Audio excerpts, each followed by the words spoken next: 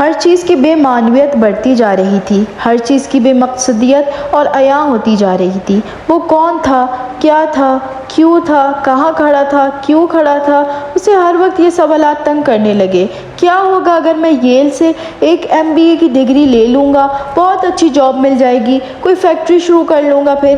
کیا یہ وہ کام تھا جس کے لیے مجھے زمین پر اتارا گیا، 150+ IQ لیول کے ساتھ، کہ میں چند اور ڈگریاں لوں، شاندار سا بزنس کروں، شادی کروں، بچے پیدا کروں، عیش کروں، پھر مر جاؤں بس؟ اس نے زندگی میں 4 دفعہ صرف اپنے تجسس کے لیے موت کے تجربے سے گزرنے کی کوشش کی تھی، مگر اب شدید ڈپریشن کے عالم میں بھی وہ خودکشی کی کوشش نہیں کر رہا تھا۔ 24 گھنٹے موت کے بارے میں سوچنے کے باوجود بھی وہ اسے چھوڑنا نہیں چاہتا تھا۔ لیکن اگر اس سے کوئی یہ پوچھ لیتا کہ کیا وہ زندہ رہنا چاہتا ہے تو وہ ہاں میں جواب دینے میں بھی تعامل کرتا۔ وہ زندہ رہنا نہیں چاہتا تھا کیونکہ وہ زندگی کے مفہوم کو نہیں جانتا تھا۔ وہ مرنا نہیں چاہتا تھا کیونکہ وہ موت کے مفہوم سے بھی واقف نہیں تھا۔ وہ کسی خلا میں معلق تھا، کسی درمیان والی جگہ میں، کسی بیچ والی کیفیت میں، زندہ رہتے ہوئے مردہ، مردہ ہوتے ہوئے زندہ۔ وہ سرشاری کی انتہا پر پہنچ رہا تھا، لمحہ با لمحہ 150+ IQ رکھنے والا وہ شخص جو اپنے سامنے کہی اور سنی جانے والی ہر چیز کو بھلا نہیں سکتا تھا۔ سگریٹ کا دھواں اڑاتے، بیئر کے گھونٹ لیتے، نائٹ کلب میں رقص کرتے، مہنگے ریسٹورنٹ میں ڈنر کرتے، اپنی گرل فرینڈ کے ساتھ رات گزارتے، وہ صرف ایک بات سوچتا رہتا تھا، کیا زندگی کا مقصد یہی ہے؟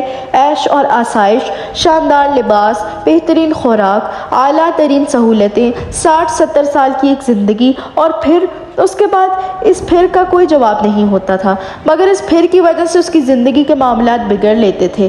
وہ رفتہ رفتہ بے خوابی کا شکار ہو رہا تھا، اور یہ انہی دنوں کا تھا کہ جب اس نے اچانک مذہب میں دلچسپی لینا شروع کی۔ ڈپریشن سے نجات کے لیے وہ بہت سے لوگوں کو یہی کام کرتے دیکھتا تھا، اس نے بھی یہی کام شروع کر دیا۔ اس نے اسلام کے بارے میں کچھ کتابیں پڑھنے کی کوشش کی، تمام کتابیں اس کے سر کے اوپر سے گزر گئیں، کوئی لفظ، کوئی بات اسے اپنی طرف نہیں کھینچ رہی تھی۔ وہ خود پر جبر کر کے چند صفحات پڑھتا اور ان کتابوں کو رکھ دیتا، کچھ وقت گزرنے کے بعد پھر اٹھتا، پھر رکھ دیتا۔ نہیں، شاید مجھے عملی طور پر عبادت شروع کرنی چاہیے، اس سے ہو سکتا ہے کہ مجھے کچھ فائدہ ہو۔ وہ اپنے آپ کو خود ہی سمجھاتا، اور ایک دن جب وہ سعد کے پاس تھا تو اس نے یہی کیا۔ میں بھی چلتا ہوں تمہارے ساتھ، اس نے سعد کو باہر نکلتے دیکھ کر کہا، مگر میں تو عشاء کی نماز پڑھنے جا رہا ہوں۔ سعد نے اسے یاد دہانی کروائی۔ میں جانتا ہوں، اس نے اپنے جاگرز کے تسمے کستے ہوئے کہا۔ میرے ساتھ مسجد چلو گے؟ وہ حیران ہوا۔ ہاں، وہ کھڑا ہو گیا۔ نماز پڑھنے کے لیے؟ ہاں، سالار نے کہا۔ اس طرح دیکھنے کی کیا ضرورت ہے؟ میں کافر تو نہیں ہوں۔ کافر تو نہیں ہوں، مگر چلو خیرہ، پڑھ لینا آج۔ سعد نے کچھ کہتے کہتے بات بدل دی۔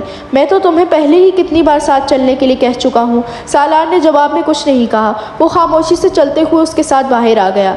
اب اگر آج مسجد جا ہی رہے ہو تو پھر جاتے رہنا، یہ نہ ہو کہ آج بس پہلا اور آخری وزٹ ہی ہو۔ سعد نے عمارت سے باہر نکلتے ہوئے اس سے کہا۔ باہر اس وقت برف باری ہو رہی تھی۔ مسجد رہائش کی عمارت سے کچھ فاصلے پر تھی۔ وہ ایک مصری خاندان کا گھر تھا جس کا نچلا حصہ مسجد کے طور پر ان لوگوں نے استعمال کے لیے دیا ہوا تھا، جبکہ اوپر والے حصے میں وہ لوگ خود رہتے تھے۔ بعض دفعہ وہاں نمازیوں کی تعداد 20-25 ہو جاتی، مگر زیادہ تر یہ تعداد 10-15 کے درمیان ہی رہتی تھی۔ سعد مسجد تک پہنچنے تک سالار کو ان تفصیلات سے آگاہ کرتا رہا۔ سالار خاموشی اور کچھ لا تعلقی کے ساتھ عالم میں سڑک پر بے احتیاط سے پھسلتی گاڑیوں اور ہر طرف موجود برف کے ڈھیر پر نظریں دوڑاتا اس کے ساتھ چلتا رہا۔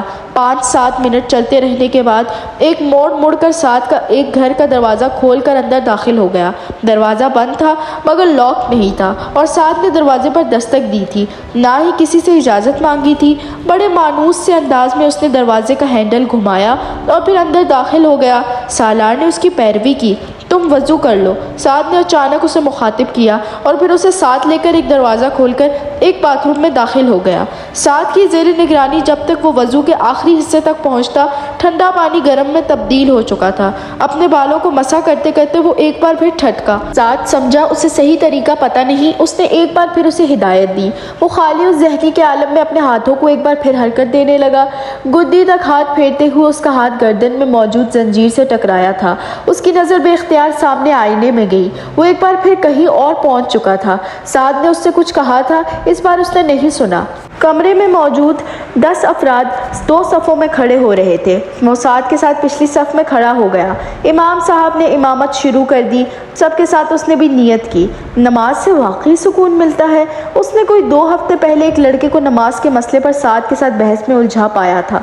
मुझे तो मिलता है, साद ने कहा था। मैं तुम्हारी बात नहीं कर रहा, मैं सब की बात कर रहा हूँ। सबको मिलता है, इस लड़के ने कहा था। ये मुनहसर है कि सब कितना इन्वॉल्व होकर नमाज पढ़ते हैं। सालार बड़े उकताए हुए अंदाज में उसकी बहस किसी मुदाखलत या तबसरे के बगैर सुनता रहा था।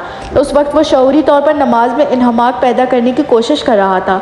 सुकून, मैं वाकई देखना चाहता हूँ कि नमाज से सुकून कैसे मिलता है। तो उसने रुकू में जाते हुए अपने दिल में सोचा। फिर उसने पहला सजदा किया।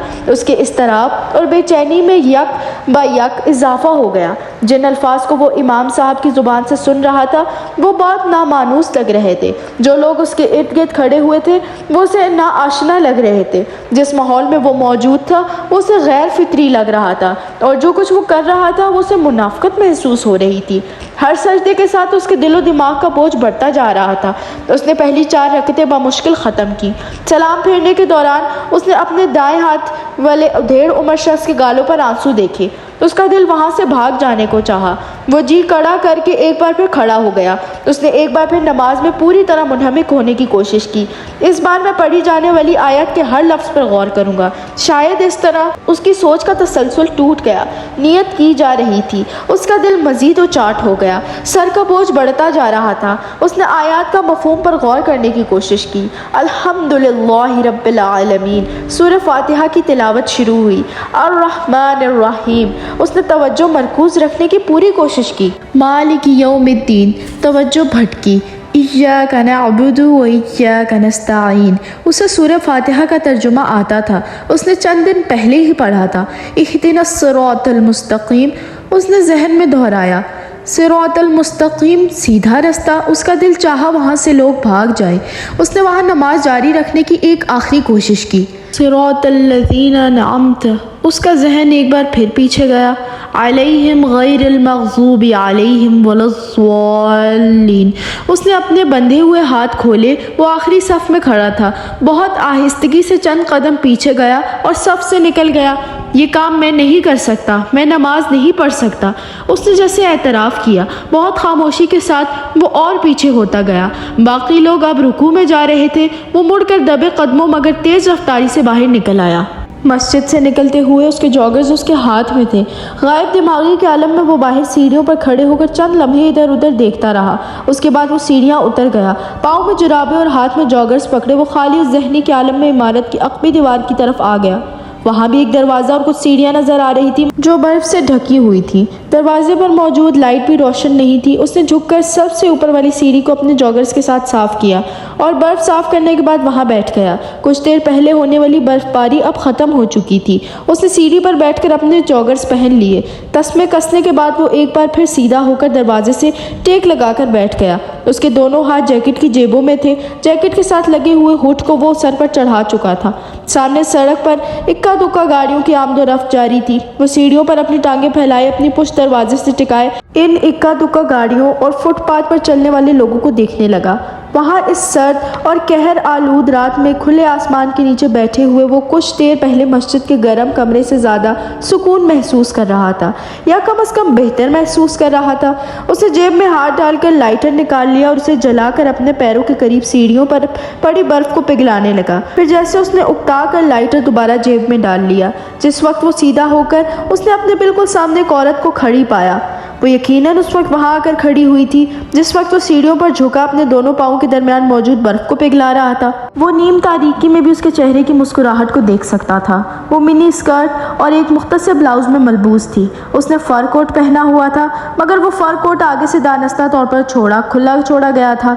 वो फर कोट की दोनों जेबों में हाथ डाले सालार के सामने बड़े स्टाइल से खड़ी थी। सालार ने सर से लेकर पाँव तक उसे देखा। उसकी लंबी टांगें सर्दी में भी बरहीना थी।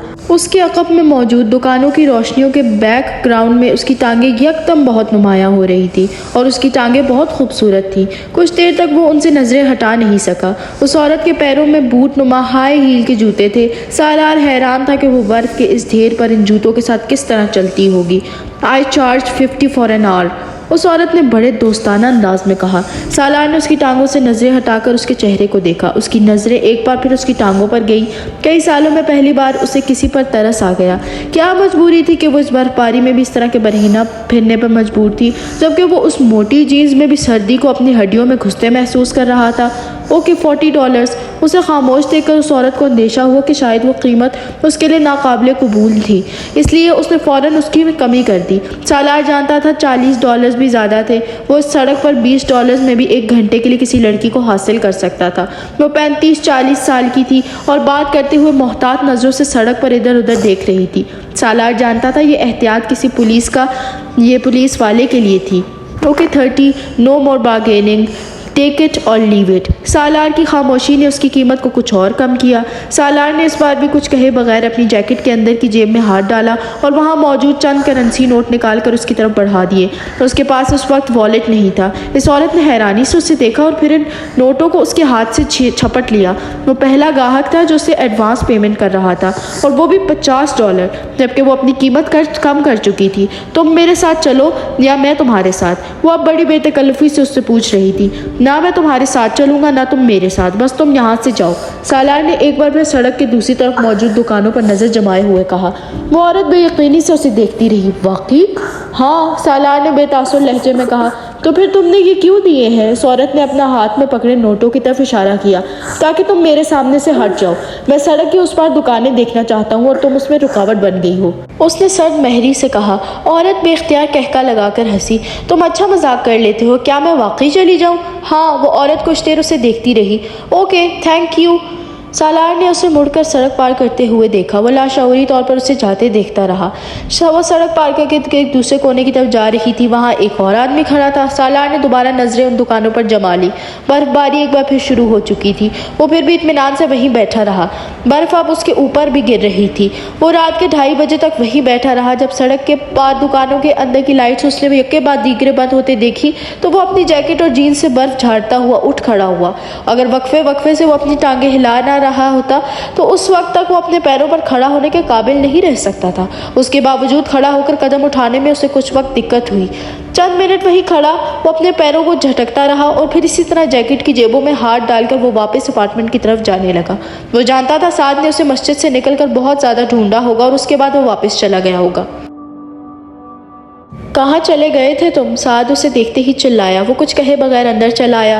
मैं तुमसे कुछ पूछ रहा हूँ। साद दरवाज़ा बंद करके उसके पीछे आ गया। सालार अपनी जैकेट उतार रहा था।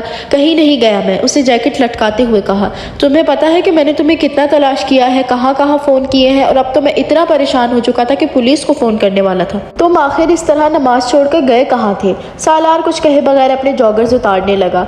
मैंने तुम्हें बताया है कहीं नहीं। तो फिर अब तक कहाँ थे तुम? साद उसके सामने आकर खड़ा हो गया। वही था, मस्जिद के पिछले हिस्से में फुटपाथ पर। उसने इत्मीनान से कहा। व्हाट? इतने घंटे तुम वहाँ फुटपाथ पर बर्फ में बैठे रहे हो? साद दम बखुद रह गया। हाँ, कोई तुक बनती है इस हरकत की? वो कुछ झिलाया। नहीं, कोई तुक नहीं बनती। सालार ने इसी तरह सीधा बेड पर लेटते हुए कहा।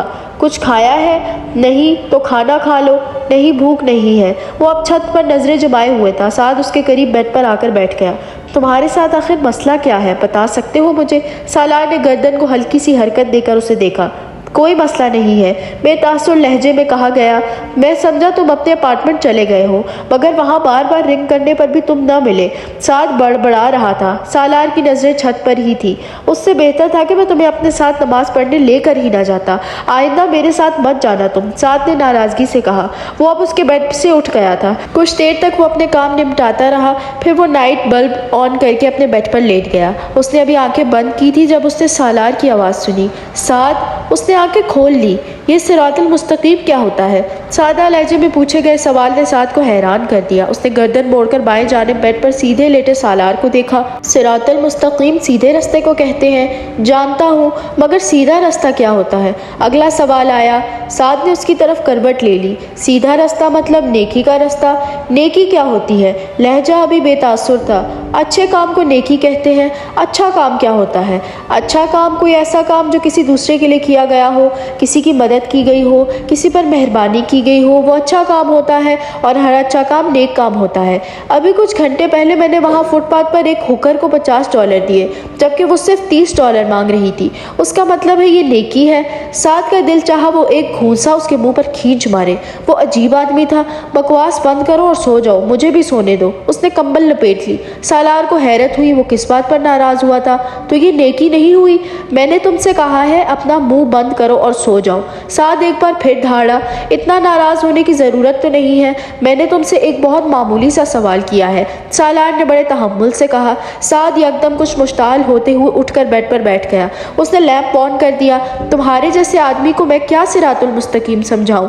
क्या तुम पागल हो या जाहिल हो या गैर मुस्लिम हो? क्या हो? कुछ भी नहीं हो। तुम्हें खुद पता होना चाहिए कि सिरातुल मुस्तकीम क्या होता है, मगर तुम जैसा आदमी जो मस्जिद में नमाज पढ़ते हुए नमाज दरमियान में छोड़कर चला आता है वो कैसे जान सकता है ये? मैं नमाज इसलिए छोड़ कर आया हूँ क्योंकि तुम कहते हो उसमें सुकून मिलेगा।